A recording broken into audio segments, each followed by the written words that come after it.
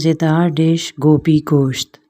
तो सबसे पहले अज्जा नोट कर लीजिए। गोश्त आधा किलो, गोभी 1 किलो, प्याज 2 अदद, टमाटर 3 अदद, ऑयल 1/4 कप, नमक 1 खाने का चम्मच, लाल मिर्च पाउडर 1 चमची, हल्दी 1 चमची, पिसा हुआ धनिया 1 खाने का चम्मच, लहसुन अदरक का पेस्ट 1 खाने का चम्मच, गरम मसाला पिसा हुआ आधी चमची और हरी मिर्च, हरा धनिया और अदरक हस्बे ज़रूरत। गोश्त को धोकर रख लें। देगची में प्याज काट के डाल दें और ऑयल डाल के उसको फ्राई होने दें। प्याज को इतना फ्राई करेंगे कि प्याज का रंग जो है वो बदल जाए और किनारे उसके सुनहरी होने लगें। ये देखिए प्याज जो है वो मतलूबा हद तक फ्राई हो गई है। अब हम इसमें गोश्त डाल देंगे और थोड़ी देर गोश्त को तलेंगे जब तक कि गोश्त का भी रंग बदलने लगे।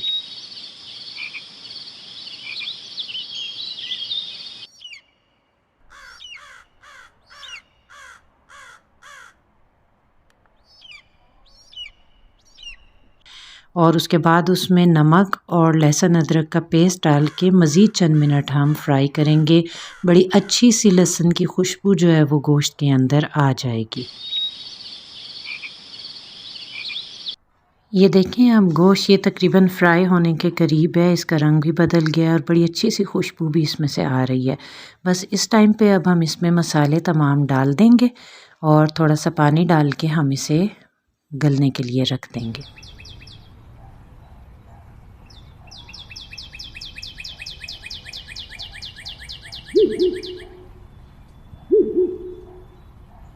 चाहें तो इसे प्रेशर लगा दें, वरना ढक कर कुछ देर के लिए इसको पकने दें जब तक गोश्त गल ना जाए।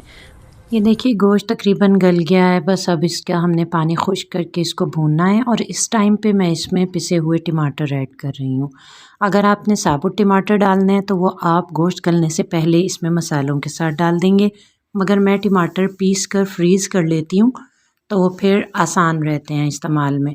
तो मैंने वो क्यूब्स डाल दिए हैं और साथ ही गोभी के जो डंठल थे वो बारीक कटे हुए वो पहले डाल दिए टमाटरों के साथ।